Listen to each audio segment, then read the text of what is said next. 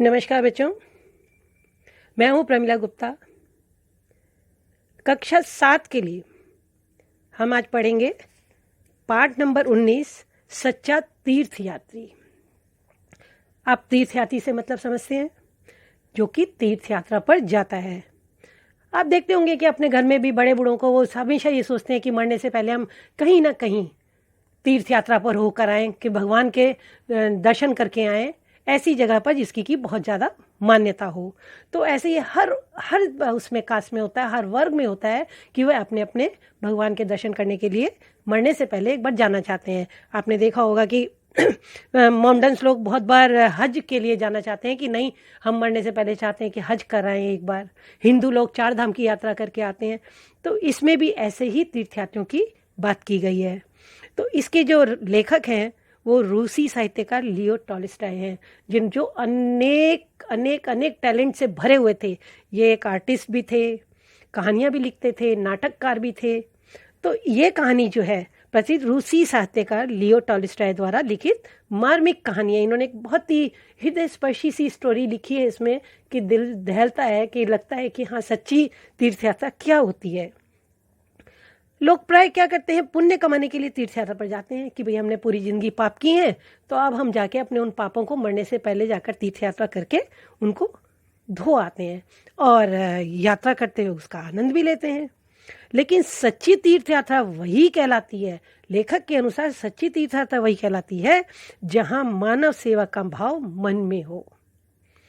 दीन दुखियों की सहायता करना, परोपकार करना, निष्ठा, लगन, ईमानदारी की भावना हो। लेखक कहता है कि सच्ची तीर्थ यात्रा वो होती है। ऐसा नहीं कि आप भगवान के मंदिर में मत जाके मत्था टेका, लेकिन किसी साथ वाले के लिए आपके मन में द्वेष भाव हो, तो वह तीर्थ यात्रा नहीं कहलाएगी। तो लेखक कहते हैं कि आपके सामने ही एक मनुष्य का जीवन संकट में हो और उसकी अनदेखी करके, उसको बिना देखे आप उसकी तरफ से मुंह फिराकर, है ना, व्यक्ति कोई तीर्थ यात्रा में निकल जाए कि मैं तो भगवान के मंदिर में मत्था टेकने जा रहा हूं, तो वह सच्ची तीर्थ यात्रा नहीं हो सकती। इस कहानी में भी 2 बूढ़े जो हैं मित्र एक यात्रा पर जाते हैं। वो बचपन में पहले दोनों प्रतिज्ञा करते हैं कि हम कभी भी तीर्थ यात्रा पर जाएंगे। तो दोनों एक यात्रा पर जाते हैं।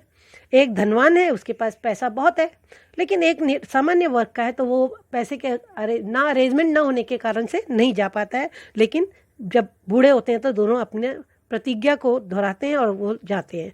निर्धन मित्र रास्ते में एक गांव में रुककर एक मरणासन परिवार जो है उसकी सहायता करता है। वो देख रहा है, एक जरा रास्ते में रुकता है तो वो देखता है एक भूखा परिवार है जिसके पास खाने को अन्न नहीं है, बिल्कुल ऐसी अवस्था में, मरणासन मतलब बिल्कुल मरने वाली अवस्था में है वो परिवार। तो वो देखता है कि पूरे गांव में अकाल पड़ा हुआ है, लोग भूखे मर रहे हैं, त्राही त्राही मची हुई है।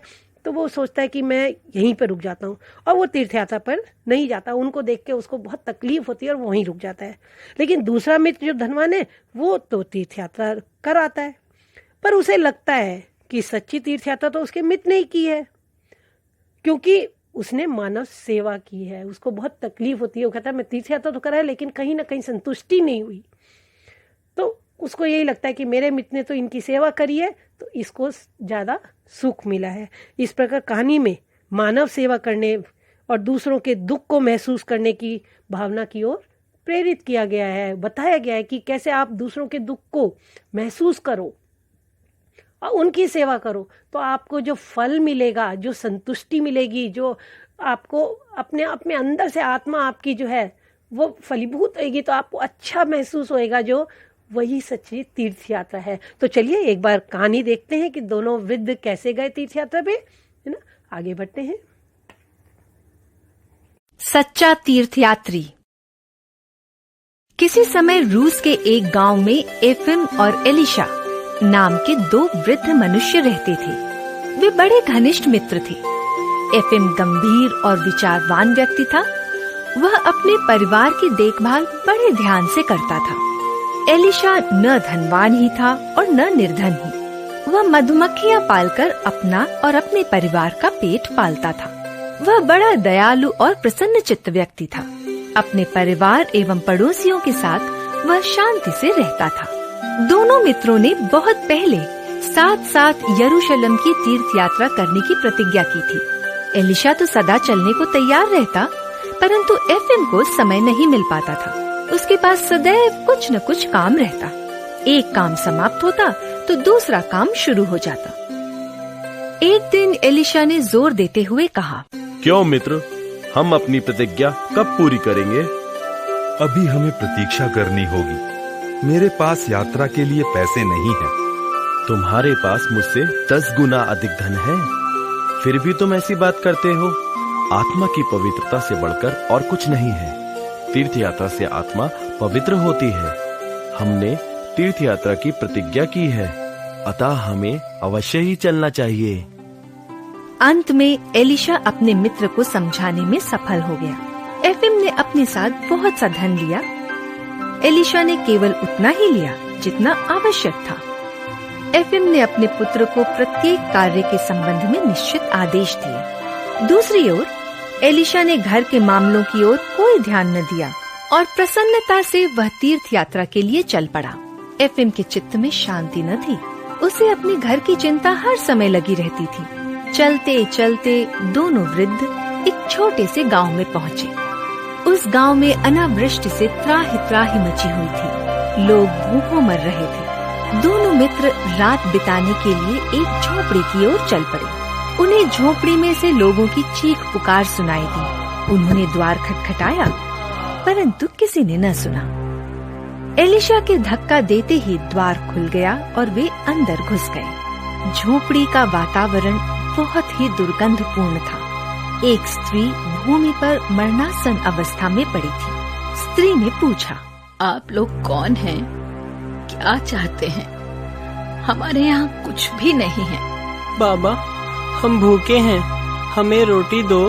रोग और भूखमरी ने हमें घेर रखा है। मेरा पुत्र भूख से मर रहा है। एलिशा ने अपना थैला खोला और उसमें से रोटी का एक टुकड़ा लड़के की ओर बढ़ाया। लड़का रोटी के टुकड़े पर टूट पड़ा और देखते ही देखते उसने उसे साफ कर दिया। उस स्त्री और पुरुष को भी उसने 2-2 रोटियां खाने को दी। फिर वो कुएं से पानी बाहर कर लाया और उन्हें पिलाया। एफएम झोपड़ी के बाहर बैठा था। एलिशा ने उसे सारा हाल कह सुनाया। क्या हम इस गंदी झोपड़ी में ही रुके रहेंगे? ऐसा किया तो हम लोग भी बीमार हो जाएंगे और फिर हमें तो यरूशलेम पहुंचना है। व्यर्थ में समय नष्ट करना ठीक न होगा। मित्र, आप चलें। मैं इन लोगों को ऐसी दशा में छोड़कर नहीं जा सकता। मुझे कुछ समय तक इन लोगों की सेवा करनी ही होगी। एफएम अकेला ही चल दिया। एलिशा ने सारी रात उस घर के तीनों प्राणियों की देखभाल की। सवेरा होते ही उसने घर की सफाई की, चूल्हा जलाया, भोजन बनाया। घर के लिए जो आवश्यक चीजें थीं, उन्हें वो स्वयं ही मोल ले आया, क्योंकि झोपड़ी में कुछ भी न था। घर के लोगों ने अपना पेट भरने के लिए एक एक करके घर की सारी चीजें बेच दी थीं। 1 दिन, 2 दिन और फिर 3 दिन बीत गए।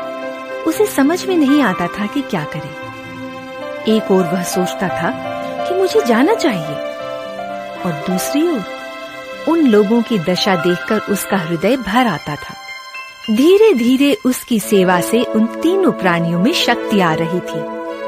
अतः एलिशा उन लोगों के साथ ही रुक गया। उसने उन लोगों के दूध के लिए एक गाय और उनका खेत जोतने के लिए एक घोड़ा खरीदा। साथ ही अगली फसल तक के लिए उनके लिए अनाज खरीद कर रख दिया।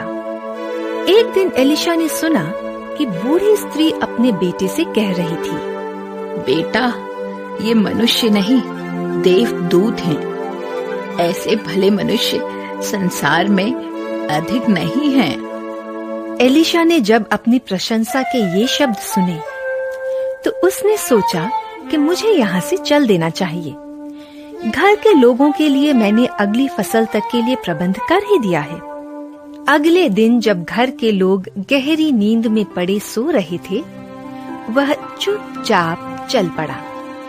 उसके रुपए समाप्त हो चुके थे, अतः उसने यरूशलेम जाने का विचार छोड़ दिया और घर की ओर चल पड़ा। घर पहुंचने पर उसके परिवार के लोग बड़े प्रसन्न हुए।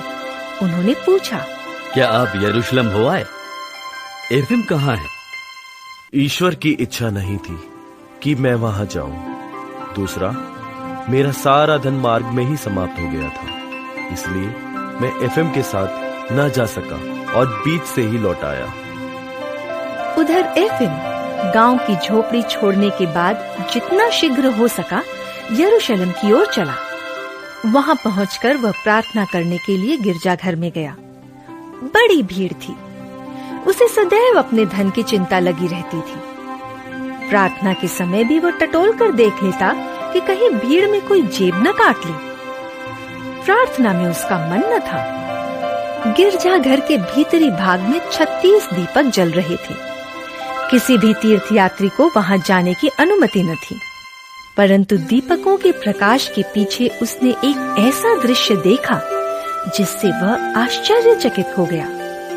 वहां उसे एक वृद्ध पुरुष की झलक दिखाई दी। वह बिल्कुल एलिशा की तरह था। एफएम सोचने लगा कि यह एलिशा कैसे हो सकता है?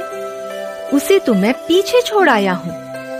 परंतु जब उसने उसकी ओर फिर देखा तो उसे पूर्ण विश्वास हो गया कि वह एलिशा ही है।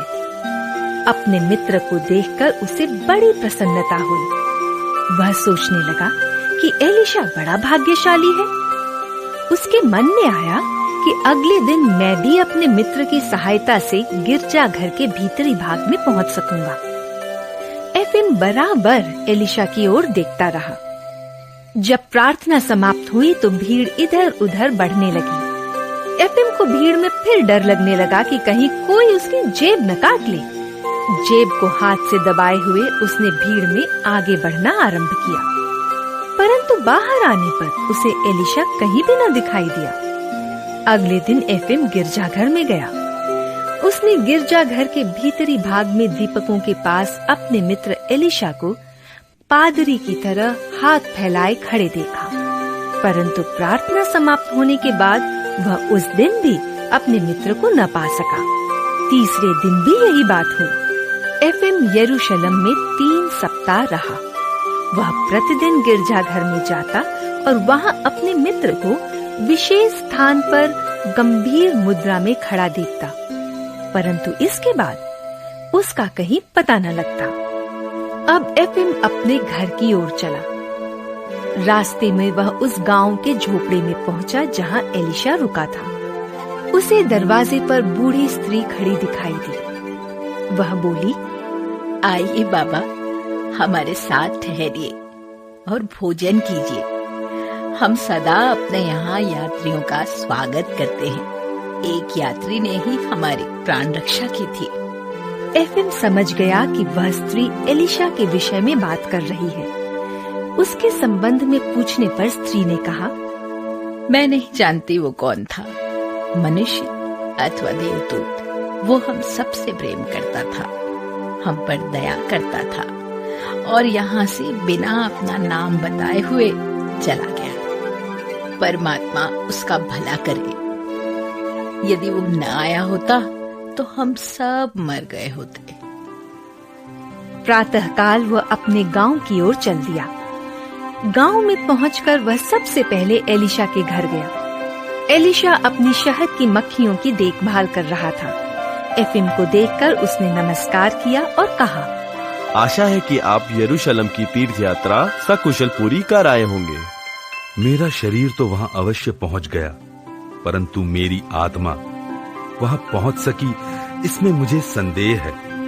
मुझे पूर्ण विश्वास है कि तुम्हारी आत्मा वहां अवश्य पहुंच गई। मैंने तुमको साक्षात गिरजाघर के भीतरी भाग में दीपमाला के पीछे खड़े देखा था।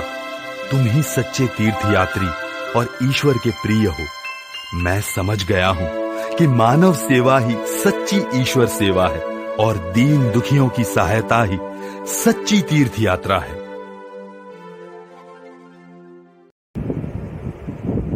तो बच्चों, अब ये आपने कहानी देखी और सुनी कि कैसे एलिशा और एफिम जो हैं दोनों तीर्थ यात्रा पर जाते हैं, लेकिन एलिशा जो है वो गांव में ही रुक जाता है और कैसे गांव के उस जो मरने वाली अवस्था में वो परिवार है उसकी सेवा करता है, उसको उसी में आनंद आता है। और एफिम जो कि यरूशलेम होकर आता है, जो दर्शन करके आता है, जो अपनी यात्रा पूरी करके आता है, लेकिन उसको संतुष्टि नहीं मिलती है और उसको लगता है कि नहीं, जो वो करी है, तीर्थ यात्रा करी है सच्ची, वो तो एलीशा नहीं करी है।